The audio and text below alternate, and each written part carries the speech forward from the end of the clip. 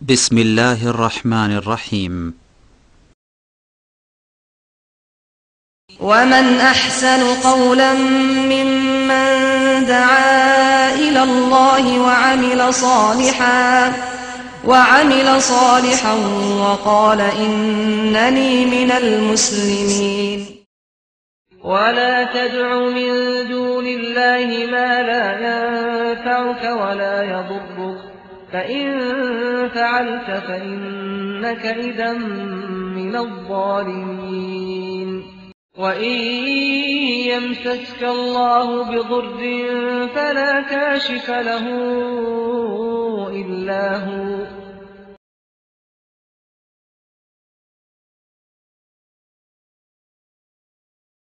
نحمده ونستعينه ونستغفره ونعوذ بالله من شرور أنفسنا ومن سيئات أعمالنا من يهده الله فلا مضل له ومن يضلله فلا هادي له وأشهد أن لا إله إلا الله وحده لا شريك له وأشهد أن محمدا عبده ورسوله. يا أيها الذين آمنوا اتقوا الله حق تقاته ولا تموتن إلا وأنتم مسلمون. يا أيها الناس اتقوا ربكم الذي خلقكم من نفس واحدة وخلق منها زوجها وبث منهما رجالا كثيرا ونساء واتقوا الله الذي تساءلون به والأرحام إن الله كان عليكم رقيبا.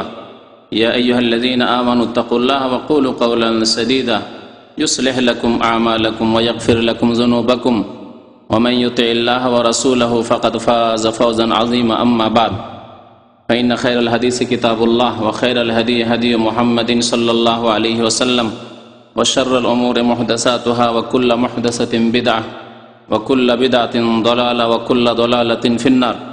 أعوذ بالله من الشيطان الرجيم. بسم الله الرحمن الرحيم. ومن أضل ممن يدعو من دون الله من لا يستجيب له إلى يوم القيامة وهم عن دعائهم غافلون. মহান আল্লাহর সমস্ত প্রশংসা যে আল্লাহ পাক রব্বুল আলামিন একমাত্র আমাদের সৃষ্টিকর্তা, সারা বিশ্বজাহানের রব, সারা বিশ্বজাহানের প্রতিপালক এবং সমস্ত ইবাদত বন্দেগী একমাত্র তাঁরই জন্য। তিনি আমাদেরকে তার ইবাদত বন্দেগীর জন্যই সৃষ্টি করেছেন। দরুদ ও সালাম নাযিল হোক প্রিয় নবী মুহাম্মদুর রাসূলুল্লাহ সাল্লাল্লাহু আলাইহি সাল্লামের উপর, যিনি আল্লাহর দিন, তাওহীদের দিন, আল্লাহর একত্বের দিন, সহি আকীদার দিন মানব জাতি পর্যন্ত পৌঁছে দিয়েছেন। আল্লাহুম্মা সাল্লি আলাইহি আল্লাহুম্মা বারিক আলাইহি। আজকে আকীদারি দর্স রয়েছে, তবে বিশেষ একটি বিষয়ের ওপর, আর তা হচ্ছে বেরেলভী মাযহাবের আকীদা বা বেরেলভীদের আকীদা সম্পর্কে। আলোচনার পূর্বে জেনে রাখা ভালো আমাদের যে ভারত, বাংলাদেশ, পাকিস্তান উপমহাদেশে যারা হানাফি মাযহাবের দাবিদার তারা 5 ভাগে বিভক্ত হয়ে গেছে। 5 ভাগে বিভক্ত হয়েছে। এই কথাটি এর আগের কোনো এক বক্তব্যে আমি বলেছি, তবে সংক্ষেপে শুধু এতটুকু বলেছি, তাদের নাম উল্লেখ করিনি। তবে আজকের নামগুলি উল্লেখ করে দেব। যারা এই উপমহাদেশে নিজেকে হানাফি বলে দাবি করে তারা 5 ভাগে বিভক্ত হয়েছে। প্রথম একটি দল, যাদের প্রতিষ্ঠাতা বা যেই মযহাবের, যে ধর্মের প্রতিষ্ঠাতা হানাফি, মাসলা মাসাইলের ক্ষেত্রে হানাফি, এবং প্রথম যুগে সে হানাফি একজন আলেমও ছিল। পরে সে নতুন ধর্ম প্রচার করেছে এই হানাফি মযহাবের নামে। সেই মযহাবের নাম হচ্ছে কাদিয়ানি মযহাব, কাদিয়ানি ধর্ম। মির্জা গোলাম আহমদ কাদিয়ানি, সে নিজে হানাফি ছিল। তার জীবনের প্রথম যুগে সে একজন মাদ্রাসা পড়া একজন সাধারণ আলেম ছিল হানাফি মযহাবের।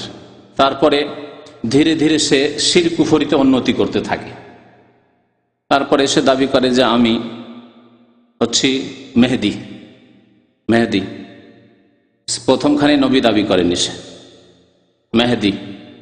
তারপরে দাবি করে উঠে যে আমি মসিহ। শেষ পর্যায়ে গিয়ে পৌঁছে যে আমি হচ্ছি নবী, এবং মুহাম্মদ সাল্লাল্লাহু আলাইহি সাল্লাম একজন নবী, তিনি শেষ নবী নন। তার আমি প্রতিছায়া, আকসি নবী বলা হয়েছে, আমিও নবী। তো এই যে মিথ্যুক নবুয়তের দাবি করেছিল মির্জা গোলাম আহমদ কাদিয়ানি এবং তার মজহাবের অনুসারীরা আজ পর্যন্ত হানাফি তরিকায় নামাজ পড়ে। এটি হচ্ছে তার স্পষ্ট প্রমাণ যে তারাও নিজেদেরকে হানাফি বলে গণ্য করে, নিজেদেরকে আহমদি বলে আর নামাজ পড়ে হানাফি তরিকায়। নাবির নিচে হাত পেতে আমিন মনে মনে আমিন বলে না, রফায়দিন তারা করে না, সূরা ফাতিহা তারা পড়া জায়েজ মনে করে না ইমামের পিছনে। এই সবগুলি মাসলা মাসাইলে তার হানাফি। তাহলে হানাফিদের একটি ফিরকা হলো কাদিয়ানি ফিরকা। দ্বিতীয় ফিরকা হচ্ছে এই ভারত উপমহাদেশের হানাফিদের। আরেকটি কথা এর সাথে সাথে বলি যে যারা আমাদের উপমহাদেশে হানাফি বলে দাবি করে তারা কিন্তু আসলে হানাফি নয়, তারা খাঁটি হানাফি না, হানাফি হওয়ার দাবিদার। ইমাম আবু হানিফা রহমতুল্লাহের আকীদা আমলে মাসলাকে তারা বিশ্বাসী নয়। এ কথার প্রমাণ আমি বিভিন্ন বক্তব্যে পেশ করেছি। আর এটা আরও অতিরিক্ত বিস্তারিত প্রমাণ করার জন্য কোনো একটি বিষয়ের উপরে এর উপরে আলোকপাতই করবো ইনশাল্লাহ। তবে একটি আমার বক্তব্য আছে, সেখান থেকে আপনি জানতে পারবেন প্রকৃত হানাফি কে। একটি বক্তব্য আছে, অডিওতে আছে, তখন সিডি হতো না, কয়েক বছর আগের বক্তব্য। প্রকৃত হানাফিকে একটা বক্তব্য আছে, কারণ তারা আকীদার ক্ষেত্রে বলে না যে হানাফি, তারা বলে আমরা মাতুরিদি না হয় আশারি। জি, তারপরে তারা আধ্যাত্মিক উন্নতির ক্ষেত্রে অর্থাৎ সুফি ইজমের ক্ষেত্রে তারা বলে যে আমরা নকশবন্দি, চিস্তি, না হয় মুজাদ্দিদি, না হয় সাহারওয়ার্দি বা কাদেরি, এইসব 4-5 তরিকার কথা বলে। তারা বলে না যে আমরা আপনার সুফিয়াতে আধ্যাত্মিক উন্নতি করার জন্য আমরা রুহানিয়তের ক্ষেত্রে আমরা হানাফি কথা বলে না। তাহলে এক্ষেত্রে হানাফি থাকলো না। আকীদা তো আকীদাই হচ্ছে আসল মূল মানুষের, আকীদা তো হানাফি বলে তারা নিজেরাই দাবি করে না। তাহলে হানাফি কিসে শুধু তারা দাবি করে, বলছে আমরা ফরউতে মাসলা মাসাইলে, ফিকহের মাসলা মাসাইলে কেমন করে নামাজ পড়বো, কেমন করে উজু করবো, কেমন করে যাকাত দেবো, কেমন করে হজ করবো, এইসব ক্ষেত্রে তারা নিজেকে হানাফি বলে দাবি করে। সেই ক্ষেত্রেও তারা হানাফি নয়, কারণ ইমাম আবু হানিফা স্বয়ং বলেছেন এই যে সাহহাল হাদিস ও ফাহুয়া মাযহাবি, সহিহ হাদিস যদি পেয়ে যাও সেটি হচ্ছে আমার মাযহাব। হাদিস যদি পেয়ে যাও আমার কথাকে ছুঁড়ে ফেলে দেবে, সাহাবায়ে কেরামদের কথাকে পেয়ে যাও তাহলে আমার কথাকে ছুঁড়ে ফেলে দেবে, তারা তা করে না, ঠিক না? তাহলে মাসলা মাসাইলের ক্ষেত্রে, ফিকহের ক্ষেত্রেও তারা হানাফি থাকলো না। বুঝতে পারলেন না? পারলেন না সংক্ষেপে? এই জন্য আমি বলছি যারা নিজেদেরকে হানাফি বলে দাবি করে, হানাফি বলি না, তারা হানাফি নয়। জি, এই 5টি দলের কোনটি হানাফি নয় আসল। জি, 5টি দলের কথা যে বলবো তারা কেউ হানাফি নয় আসলে, খাঁটি হানাফি। একটি কাদিয়ানির কথা বললাম, তাই না? আর বলেছি কি না? 2 নম্বরে হচ্ছে মওদুদীপন্থী। মওদুদীপন্থী যারা, তারা নিজেরাও হানাফি বলে দাবি করে না? কারণ এই মওদুদী জামাত, যার নাম হচ্ছে জামাতে ইসলামী, পাকিস্তানেও রয়েছে, ভারতেও রয়েছে, বাংলাদেশেও রয়েছে, এই জামাত ইসলামীরা দাবি করে যে আমরা হানাফি। এবং জামাত ইসলামের প্রতিষ্ঠাতা আবুল আলা মওদুদী নিজে হানাফি বলে দাবি করেছে। তার বহু কিতাব আমি পড়েছি, না পড়ে কোনো কথা বলি না। তিনি বলছেন যে আমি চেষ্টা করি কোরআন হাদিস থেকে নেওয়ার, তবে যেই ক্ষেত্রে দেখি যে আমি সব দিকে দলিল আমাকে খুব কাছাকাছি লাগছে তখন আমি হানাফি মযহাবের উপরে চলি। স্পষ্ট ভাষায় সে বলেছে, এবং সে হানাফি মযহাবের লোক, হানাফি মযহাবের উপরে চলেছে এবং বিএ পাস একজন গ্রাজুয়েট লোক।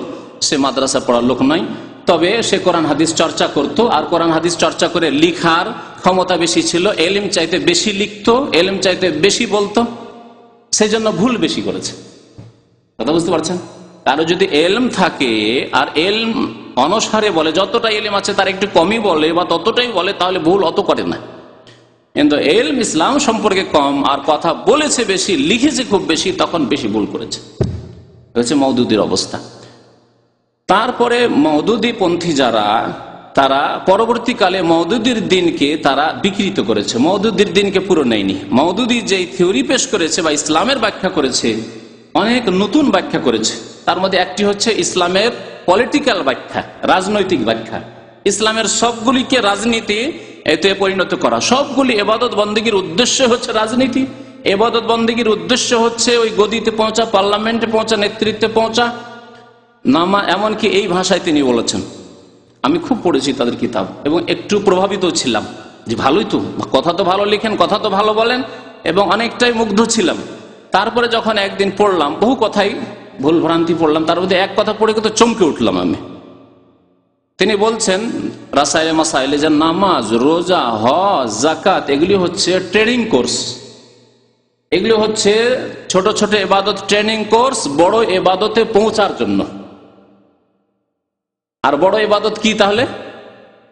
তার ভাষায় হুকুমতে এলাহিয়া।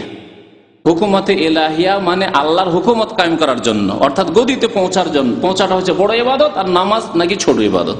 এগুলো হচ্ছে ট্রেনিং কোর্স। রাস্তায় পড়ে আছেন এখন, নামাজ রোজা হজ যাকাত করছেন, রাস্তায় পড়ে আছেন। যেমন পীরপন্থী কবর পূজারীরা বলেন যে সাধারণ মানুষের রাস্তায় পড়ে আছে, আর আল্লাহর ওলি যারা, এরা রাস্তা অতিক্রম করে গন্তব্যস্থানে আল্লাহ গিয়ে বিলীন হয়ে গেছে, সুতরাং তাদের আর নামাজ রোজার দরকার নেই। খানিকটা ওই রকমই পলিটিক্যাল ব্যাখ্যা হচ্ছে মওদুদী সাহেবের, যে নামাজ রোজা হজ যাকাত এগুলি ট্রেনিং কোর্স, আর এগুলি ট্রেনিং কোর্স করে কোথায় পৌঁছিতে হবে? মানুষকে ট্রেনিং করে উন্নত হইতে হয়, তাই না? ছোট ছোট ট্রেনিং করে বড় হইতে হয়। বড় বক্তা হয়েছেন, বড় আলেম হয়েছেন ট্রেনিং করে, হ্যাঁ, বড় আপনি ডাক্তার হয়েছেন, ইঞ্জিনিয়ার হয়েছেন ট্রেনিং করে। প্রথম দিনে ছিলেন না, যেদিন আপনি পাস করেন বা যেদিন পরে শিক্ষা লাভ করেন সেই দিন। তো এইভাবে যে কোনো ক্ষেত্রে মানুষ ট্রেনিং করে করে বড় হয়। তো বলছে বড় ইবাদত তা হচ্ছে হুকুমতে এলাহি, সেখান পর্যন্ত পৌঁছায় হচ্ছে আসল উদ্দেশ্য। আর এগুলি হচ্ছে নামাজ রোজা হজ যাকাত হচ্ছে ছোট ছোট ইবাদত। যাই হোক, মওদুদী মতবাদ সম্পর্কে আলোচনা করতে চাইছি না, কিন্তু বলতে চাইছিলাম যে দ্বিতীয় যেটি দল হানাফি মাজহাবের দাবিদার এবং হানিফা মাজহাব থেকে বেরিয়েছে ভারত উপমহাদেশ, তা হচ্ছে মওদুদীপন্থী। মওদুদী সাহেব তার জামানায় তিনি বলতেন গণতন্ত্র কুফরি, শিরক, হারাম, এবং সারা জীবন পাকিস্তানের ইলেকশন বয়কট করেছেন, ভোট দেননি। এবং তার যারা রুকুন হইতো, রুকুন বুঝেন তো না, সদস্য জামাত ইসলামী যারা হইতো তাদের জন্য ভোট দেওয়া কঠোর নিষিদ্ধ ছিল, আর ভোট দিলে তারা জামাত ইসলামী থেকে বহিষ্কৃত হতো, বের করে দেওয়া হইতো। আর সেই মতবাদকে এমন করে তারা চেঞ্জ করে দিল যে বর্তমান যারা জামাত ইসলামের নেতা, বিশেষ করে বাংলাদেশ আর পাকিস্তানে, তারা বলছে যে ভোট দেওয়া হচ্ছে জিহাদ। যেটা মওদুদীর কাছে ছিল শিরক আর কুফরি, তার ভাষায় বলছে, আমার ভাষায় বলছি না, তিনি বলছেন কুফর হ্যায়, শিরক হ্যায়, জমহুরিয়ত, ডেমোক্রেসি, গণতন্ত্র। আর তাকে এই বক্তারা নাম ধরে বলার প্রয়োজন আছে? আপনারা জানেন বাংলাদেশের যে বিখ্যাত বক্তা, সে বলছে যে এখনকার জিহাদ হচ্ছে যে আমাদেরকে একটা ভোট দেবেন, হ্যাঁ, জামাত ইসলামে ভোট দেবেন, এটা হচ্ছে এখনকার জিহাদ। যেটা মওদুদীর জামানায়, মওদুদীর কালে সেটি ছিল কুফরি কাজ আর শিরক। তো মওদুদী মতবাদ যেটি, সেটি হচ্ছে, বা মওদুদীর অনুসারী যারা, তারা একদল হানাফি। তারা কিন্তু কাদিয়ানের চাইতে ভিন্ন, ভিন্ন নয়। আচ্ছা, তৃতীয় দল হচ্ছে দেওবন্দি। হানাফিদের তৃতীয় দল হচ্ছে দেওবন্দি, যাদের প্রতিষ্ঠাতা হচ্ছে কাসেম নানতবী। কাসেম নানতবী দেওবন্দ মাদ্রাসা প্রতিষ্ঠা করেছিলেন, এবং সেই মাদ্রাসার শিক্ষক, ছাত্র, ওস্তাদ, মুরব্বী, হুজুর, এবং কাসেম নানতবীর ওস্তাদ, মুরব্বী, তার পীর, হ্যাঁ, হচ্ছে মুহাজির মক্কি, যিনি মক্কায় থাকতেন, আর শির, কুফরি, ওয়াহদাতুল ওজুদের আকীদার প্রচার করতেন। জি, তো এই হচ্ছে দেওবন্দি মজহাব, যেটি হানাফিদের একটি দল ভারত উপমহাদেশে। আর এরা খুব সংখ্যাগরিষ্ঠ, এরা খুব শক্তিশালী, এদের সংখ্যা খুব বেশি। এদের মাদ্রাসা বাংলাদেশে হচ্ছে হাটহাজারী, ফুটিয়া, ঢাকায় বহু মাদ্রাসা তাদের, যাত্রাবাড়িতে রয়েছে, লালবাগে রয়েছে, বহু মাদ্রাসা তাদের রয়েছে। আপনার গোপালগঞ্জে রয়েছে, কি মাদ্রাসার নাম? হ্যাঁ, গড়ডাঙ্গা। জি, তো এসব হচ্ছে দেওবন্দি আকীদার অনুসারী। দেওবন্দীদের আকীদা সম্পর্কে ইনশাআল্লাহ তাআলা আগামী সপ্তাহে আলোচনা হবে, বা তারপর সপ্তাহে, রমজানের আগে ইনশাআল্লাহ তাআলা আল্লাহ যদি সহি সালামত রাখে, সে সম্পর্কেও আলোচনা হবে। তাদের সম্পর্কে কিছু আলোচনা আহলে সুন্নাত ওয়াল জামাতের আকীদায় পেশ করেছি। জি, একটি দল হলো। 4 নম্বরের দল হচ্ছে, 4 নম্বর বলছি না, তাবলীগ জামাত। তাবলীগ জামাত, তাবলীগ জামাত আর দেওবন্দীদের আকীদা বা তাদের তরিকায় রয়েছে, মিল রয়েছে, তারা কাছাকাছি, কিন্তু কিছু কিছু ব্যাপারে তাদের বিরোধ রয়েছে। যেমন প্রত্যেক দেওবন্দি তাবলীগ এই চিল্লা করা, এবং চিল্লার জন্য তারা বেশি উৎসাহিত করে, মাদ্রাসা পড়তে দেয় না, বলছে পড়ে শুনে কি হবে, পড়ে শুনে আলেমরা আরাম পছন্দ হয়ে যাচ্ছে, এরা ভোগবিলাসী হয়ে যাচ্ছে, পড়াশোনা না, চিল্লাই চলো। তো এই ক্ষেত্রে দেওবন্দের ওলামাদের তাবলীগ জামাতের সাথে বিরোধ রয়েছে। জি, তো চতুর্থ জামাত যেটি হচ্ছে হানাফিদের মধ্যেকার ভারত উপমহাদেশে, সেটি হচ্ছে তাবলীগ জামাত, যারা চিল্লা দেওয়ায় বিশ্বাসী, এবং চিল্লা দেওয়ার বহু ফজিলত তারা বর্ণনা করে থাকে। নবী করিম সাল্লাল্লাহু আলাইহি ওয়াসাল্লাম 40 দিনে সফর করে না জিহাদে গিয়েছেন, না কোনোদিন তাবলীগ করা, ইসলাম প্রচারের জন্য গিয়েছেন। আর তাদের কিতাবাদিতে শিরকে ভরা আছে। তাদের কিতাবাদি ফাজাইল আমল, ফাজাইল হজ, ফাজাইল দুরুদ, ফাজাইল জিকির, ফাজাইল সাদাকাতে শিরক, কুফরি ভরা আছে, যা ইনশাআল্লাহ তাআলা সময় হলে খুব তাড়াতাড়ি বর্ণনা করা হবে আপনাদের সামনে ইনশাআল্লাহ তাআলা। এই জুমার দিনে বর্ণনা করা হবে। কটি দল হলো? 4টি দল হলো। 5 নম্বর দল হচ্ছে বেরেলভি। তাদের কথা বলিনি, তাই না? বেরেলভি, তাদের প্রতিষ্ঠাতা, তবলিগ জামাতের প্রতিষ্ঠাতার নাম বলিনি, যদি হয়তো অনেকের জানা আছে, বলতে পারেন কেউ? হ্যাঁ, মৌলানা ইলিয়াস সাহেব। জি, দেওবন্দীদের একজন আলেম, কিন্তু দেওবন্দীরা এই তবলিগের থিওরি পেশ করেন। ইলিয়াস সাহেব তবলিগের থিওরি পেশ করলেন যে 40 দিন বেরিয়ে যেতে হবে, আর নিজের এলাকায় না, বেরিয়ে যেতে হবে, বাড়ি ঘর সংসার বিবি বাচ্চা সব ছেড়ে বেরিয়ে যেতে হবে, খরুজ করতে হবে।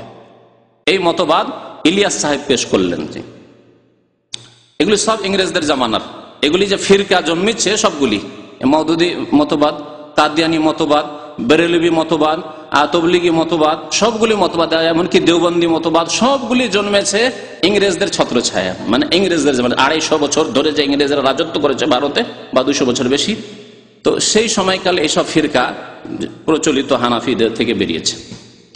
5 নম্বরের দল যেটি, সেটি বেরেলভি। বেরেলভি সম্পর্কে আলোচনা আজকে করব, সময় যদিও এতেই নিয়ে এলাম বেশ কিছুক্ষণ।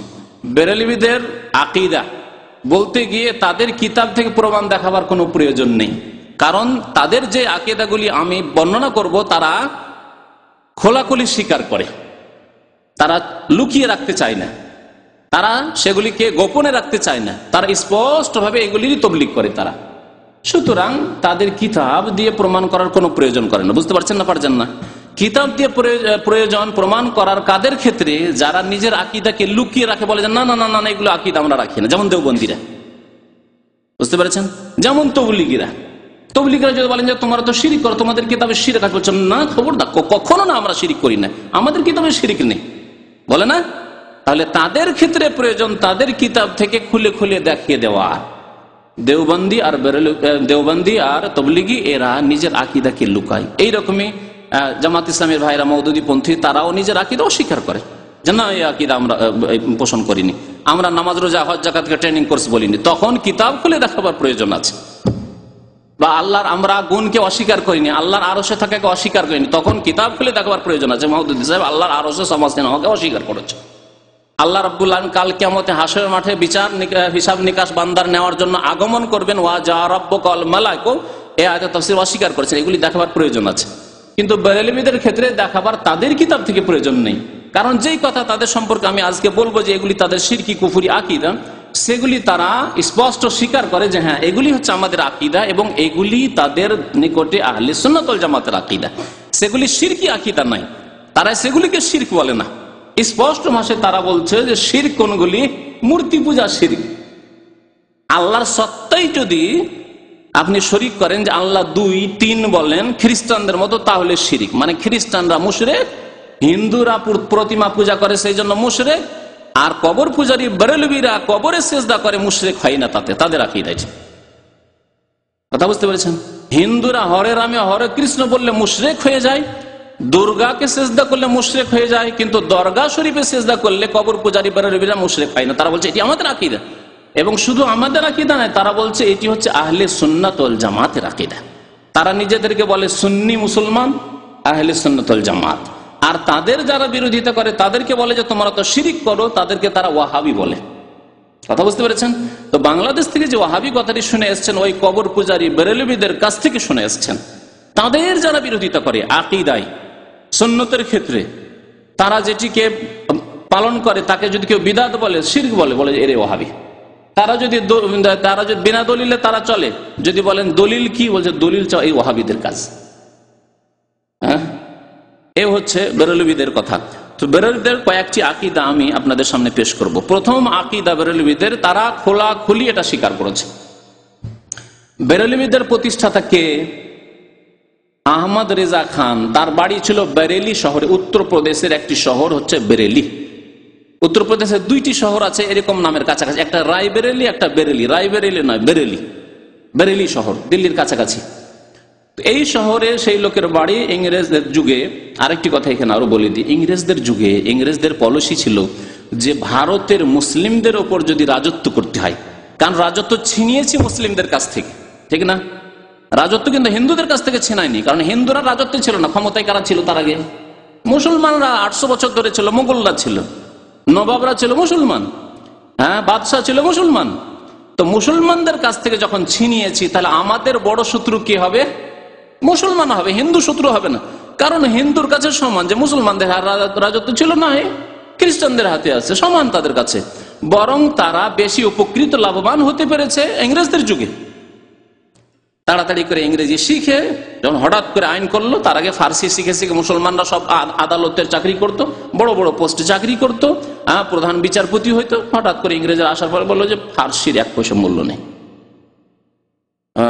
ইংরেজি শিখতে হবে। হিন্দুরা ইংলিশ তাড়াতাড়ি করে শিখে বড় বড় পদ পেল, আর মুসলমানে দেখলো যে ইংরেজি শিখতে গেলে তো ইহুদি খ্রিস্টানদের কথা শিখায়, বলে যে আল্লাহ ঈশ্বর হচ্ছে 3, আর ঈসা আলাইহিস সালাম হচ্ছে সান অফ গড।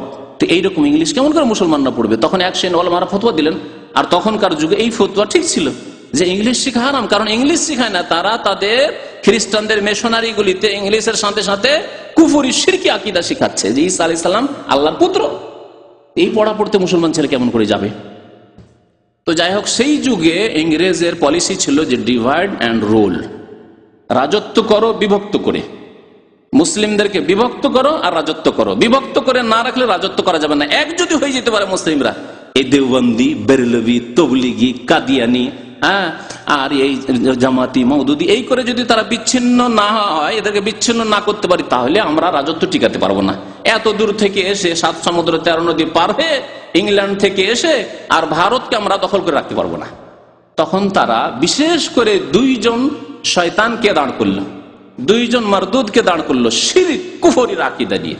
তাদের একজন হচ্ছে মির্জা গোলাম আহমদ কাদিয়ানি।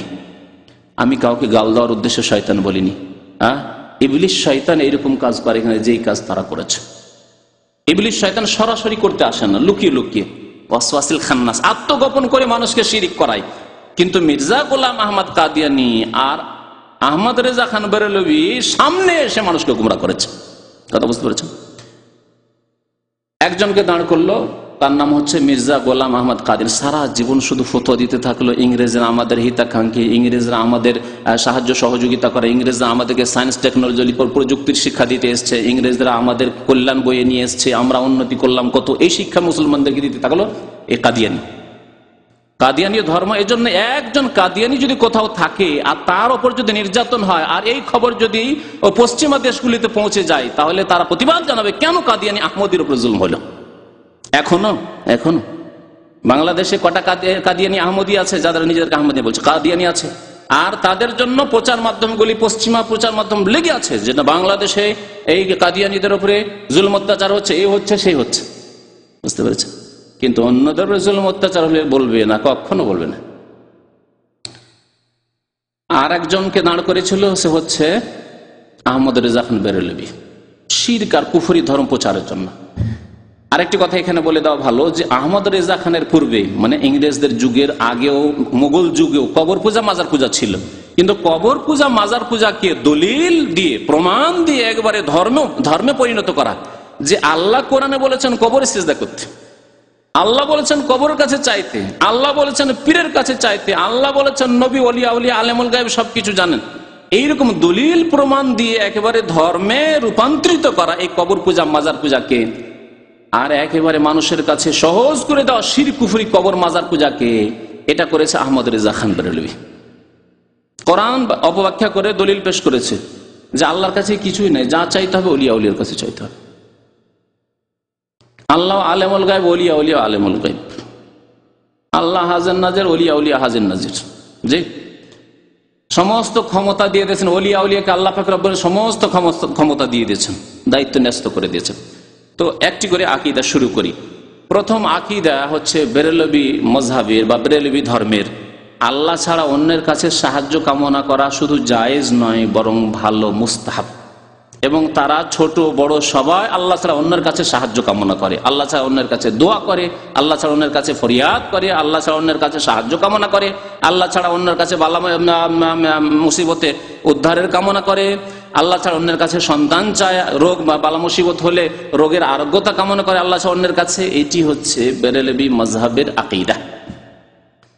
এবং আহমদ রেজা খান বেরেলভি বারবার করে এই কথা স্বীকার করেছে, বারবার করে স্বীকার করেছে। এবং তাদের প্রত্যেকে আল্লাহ ছাড়া অন্যের কাছে চায়। যদি দেখতে চান তো আহমদ রেজা খানের উক্তি দিয়ে একটা শুনিয়ে দিচ্ছি। আহমদ রেজা খানের উক্তি, আহমদ রেজা খান বেরেলভি নিজে বলছে, তার ভাষায় বলছি কারণ তার মাতৃভাষা উর্দু ছিল। সে বলছে, मैंने जब भी मदद तलब की या गौस ही कहा, আমি যখনই সাহায্য কামনা করেছি, আমি যখনই সাহায্য কামনা করেছি তখনই কি করেছি, ইয়া গৌসুল আজম, হে গৌস মদদ, এই করেছি।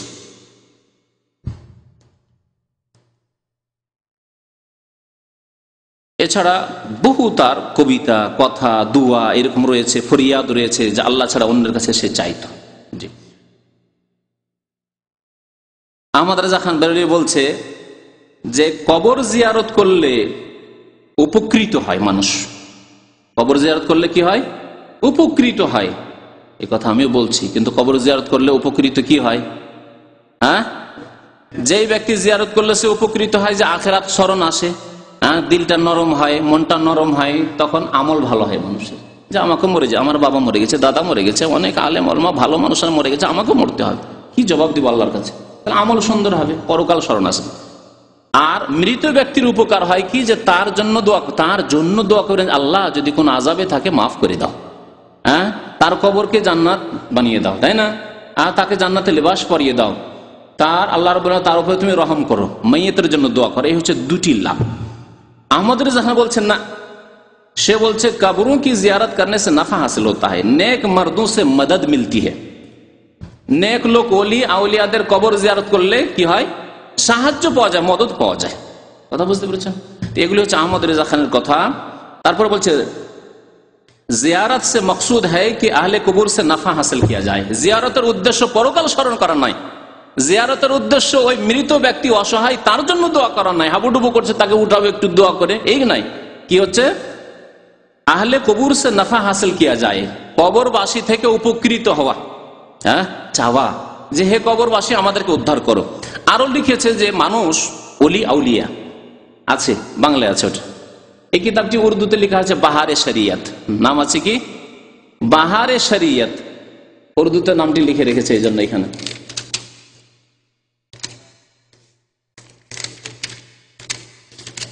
বাহারে শরিয়ত, বাহারে শরিয়ত, বাহারে শরিয়ত। এই কিতাবটি লিখেছে একজন উর্দু ভাষী আহমদ রেজা খানের ছাত্র, খাস শিষ্য আমজাদ আলী, মুফতি মোহাম্মদ আমজাদ আলী। আর তর্জমা করেছে, অনুবাদ করেছে বাংলা ভাষী একজন অধ্যাপক লুৎফুর রহমান, চিটাগাং। তো এই কিতাবে কি আছে দু একটি কথা দেখবেন। প্রথম কথা বলেছি যে প্রয়োজনই নেই তাদের কিতাব থেকে দেখাবার, কারণ তারা সবগুলি স্বীকার করছে, স্বীকার করলো না যে কবরওয়ালার কাছে চাই, কবরওয়ালার কাছে পাওয়া যায়। জি, তো তাদের প্রথম ধর্ম হচ্ছে যে আল্লাহ ছাড়া অন্যের কাছে চাওয়া, মৃত্যুর কাছে চাওয়া। এই মর্মে এই কিতাবে লিখেছে এই বেরেলভি, আহমদ রেজা খানের ছাত্র, যে ওলি আউলিয়া যখন ইন্তেকাল করে যান, ইন্তেকাল তো তারা বলে না, মরে যাওয়া বলে না, যখন চলে যায়, হ্যাঁ, বিদায় হয়ে যায়, পৃথিবী থেকে বিদায় হয়ে যায়, তখন পৃথিবীতে যে অবস্থায় ছিল তার চাইতে অনেক বেশি শক্তিশালী হয়ে যান, তার চাইতে অনেক বেশি শক্তিশালী হয়ে যান। সুতরাং জীবিত অবস্থায় যা না দিতে পারতেন, যা শুনতে না পারতেন, তা কবরে চলে যাওয়ার পরে শুনতে পারেন, দিতে পারেন। জি, এ হচ্ছে কবর পূজারীদের আকীদা। অথচ আল্লাহ পাক রব্বুল আলামিন কি বলেছেন? বহু আয়াত রয়েছে আল্লাহ ছাড়া অন্যকে আহ্বান করা। এই সম্পর্কে বেশ কিছুদিন আগে আমি আগেরও বক্তব্য আছে, আর এই মাসখানেক আগে একটা বক্তব্য করেছি, আল্লাহ ছাড়া অন্যকে ডাকা। আল্লাহ একটি আয়াত ইরশাদ করেছেন, ওমান আদাল্লু মিম্মান ইয়াদউ মিন দুনিল্লাহ, ওই ব্যক্তি, যে ব্যক্তি আল্লাহ ছাড়া অন্যকে ডাকে, অন্যের কাছে দোয়া করে, তার চাইতে গুমরাহ পথভ্রষ্ট আর কি আছে? মানে তার চাইতে পথভ্রষ্ট গুমরাহ আর পৃথিবীতে কেউ নেই। আবু জাহাল না আবু লাহাব না, সেম সেম। কেন আবু জাহাল, আবু লাহাব লাত উজ্জা মানাত হোবলকে ডাকতো, আর ও জিলানি চিস্তিকে ডাকছে, তো সমান সমান। এই জন্য ওর চাইতে গুমরাহ কেউ নেই, ওর সমানগুলি আছে। ওর সমান কার্ল মার্কস, ওর সমান হচ্ছে বোস, ওর সমান হচ্ছে আপনার লেনিন, স্টালিন, ওর সমান হচ্ছে আপনার গান্ধী, ওর সমান হচ্ছে আপনার রামকৃষ্ণ, ওর সমান হচ্ছে আপনার আবু জাহাল, আবু লাহাব, উতবা, সাইবা, রাবিয়া, আল্লাহ নবীর দুশ্মন যারা, আব্দুল্লাহ বিন উবাই মুনাফিক। কিন্তু যে আল্লাহ ছাড়া অন্যের কাছে আহ্বান করে, দোয়া করে, তার চাইতে বড় গুমরাহ পৃথিবীতে কেউ নেই। তার চাইতে ছোট আছে না হয় সমান সমান আছে। বুঝতে পারছেন না? ওমান আদাল্লু মিম্মান ইয়াদউ মিন দুনিল্লাহ, আল্লাহ ছাড়া অন্যের কাছে যারা দোয়া করে তার চাইতে গুমরাহ, রাস্তাহারা, পথভ্রষ্ট, পাপিষ্ট আর পৃথিবীতে কেউ নেই। কারণ সে মুশরিক, আর মুশরিকের চাইতে বড় গুনাহগার, পাপিষ্ট আর পৃথিবীতে কেউ নেই। আর দোয়া করে এমন ব্যক্তিদের কাছে, মৃতদের কাছে অথবা জীবিতদের কাছেই হোক, মাল্লা ইয়াস্তাজিবু লাহু ইলা ইয়াউমিল কিয়ামা, কিয়ামত পর্যন্ত তাদের ডাকে, তাদের দোয়াই সাড়া দিতে পারে না, জবাব দিতে পারে না। মৃতদের যেহেতু পূজা করে থাকে লোকেরা, কবর পূজা করে থাকে, মাজার পূজা করে থাকে, সেজন্য তাদের সম্পর্কে আল্লাহ বলছেন মাল্লা ইয়াস্তাজিবু লাহু ইলা ইয়াউমিল কিয়ামা, এরকমই মূর্তি পুতুল জবাব দিতে পারবে? হ্যাঁ, মানাত যেমন জবাব দিতে পারতো না, তেমন হিন্দুদের দুর্গা সরস্বতী জবাব দিতে পারে না। ওই রকম আব্দুল কাদের জিলানির কবরের কাছে গিয়ে, আর খাজা মঈনুদ্দিন চিশতি, আর ফুরফুরা, আটটসি, মাইজ ভান্ডারী, শাহজালাল, সব জায়গায় গিয়ে যদি কেউ ফরিয়াদ করে, জবাব দিতে পারবে কবর থেকে? আল্লাহ বলছেন জবাব দিতে পারবে না। কেউ যদি বলে যা না, নবীর কবর থেকে ওয়ালাইকুম আসসালামের আওয়াজ আসতো, হ্যাঁ নবী সাল্লাল্লাহু আলাইহি সাল্লাম মানুষের সমস্যার সমাধান করতে আসতেন, তাহলে কুফরি শিরকি আকীদা, মিথ্যা কথা। কোথাও শয়তান দেখেছে নবী করিম সাল্লাল্লাহু আলাইহি সাল্লামের আকার শয়তান ধারণ করতে পারে না, শয়তান বিভ্রান্ত করেছে। হয় তারা মিথ্যা গড়ে নিয়েছে, আর না হলে শয়তান তাদেরকে বিভ্রান্ত করেছে।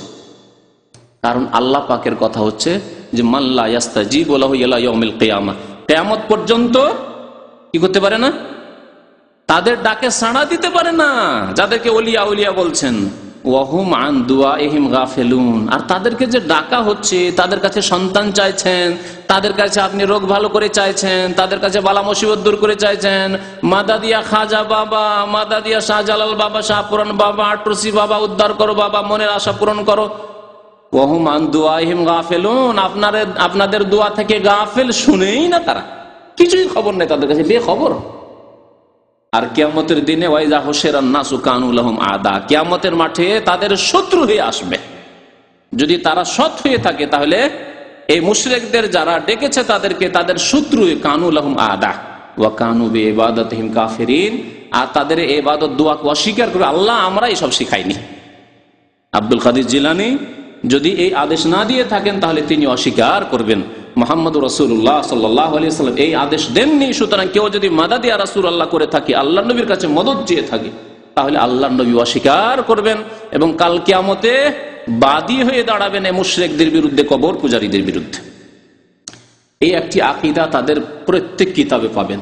আর যারা এটাকে অস্বীকার করে তাদেরকে তারা কাফের, মুশরিক এবং বলেছে যে তারা বেয়াদব, আল্লাহর নবীর সম্মান করে না আর ওলি আউলিয়ার সম্মান করে না। আর তারা হলো ওয়াহাবি, ওয়াহাবি হচ্ছে বেয়াদব তাদের কাছে। ওয়াহাবি হলো বেয়াদব, কারণ তারা সিজদা করে না ওলিয়া উলিয়াকে, ওলিয়া উলিয়ার কবরকে, ওলিয়া উলিয়ার কবর পাকা করে না, জি, এই জন্য বেয়াদব। আর বেয়াদব মানে কাফের। এই জন্য আহমদ রেজা খান ওর ভাষা এত মানে শক্ত ভাষা ছিল যে সারা পৃথিবীর মুসলিমকে সে কাফের বলে আখ্যায়িত করেছে। বলছে আমাদের আকীদায় যারা বিশ্বাসী নয়, ওলিয়া আউলিয়ার কাছে যারা চাই না, ওলিয়া আউলিয়াকে যারা সিজদা করে না, সিজদাকে তারা দুই ভাগে ভাগ করেছে। সিজদাও তারা করে, কবর মাজারে সিজদার শিক্ষা দেয়। আহমদ রেজা খান স্বয়ং এই সিজদার ভাগ করেছে। এই আমজাদ আলী, এইরকম আরো যে শিষ্যগুলি রয়েছে আহমদ রেজা খানের, তারা সবাই সিজদাকে দুই ভাগ করেছে। আর বলেছে একটা হচ্ছে সিজদা ইবাদত, ওটা আল্লাহর জন্য, নামাজের সিজদাটা ইবাদতের সিজদা, ওটা আল্লাহর জন্য। আর একটা সিজদা হচ্ছে সিজদায়ে তাজিমি, সিজদায়ে তাজিমিটা হচ্ছে সম্মানের জন্য। সুতরাং ওলি আউলিয়াকে সেজদা করব, মাজারে সেজদা করব, পীরকে সেজদা করব, জীবিত মৃত পীরকে সেজদা করব, এটা তাজিমের জন্য। আল্লাহু আকবার। এইভাবে তারা আল্লাহ ছাড়া অন্যকে সেজদা করা জায়েজ করেছে। অথচ নবী করিম সাল্লাল্লাহু আলাইহি ওয়াসাল্লাম কি বলেছেন? অন্য কাউকে যদি সেজদার অনুমতি দিতাম তাহলে কাকে দিতাম? স্ত্রীকে দিতাম, যে স্বামীকে তুমি সিজদা করো। লাউ কুনতু আমরু আহাদান আন ইয়াসজুদা লিআহাদিন, যদি কাউকে এই পারমিশন অনুমতি দিতাম যে কাউকে সিজদা তুমি করতে পারো, লা আমারতুল মারআতা আন তাসজুদা লিজাওজিহা, তাহলে স্ত্রীকে বলতাম যে তোমার স্বামীকে তুমি সিজদা করতে পারবে। কিন্তু স্বামীকেও যদি সিজদা করে সে মুশরিকা হয়ে যাবে, মুসলমান থাকবে না। তাই আল্লাহ ছাড়া কাউকে সিজদা করা জায়েজ নেই। সিজদা সম্মানের জন্য হোক আর ইবাদতের নিয়তে হোক, সমস্ত সিজদা আল্লাহর জন্য। এই সিজদা হচ্ছে একমাত্র আল্লাহ পাক রব্বুল জন্য।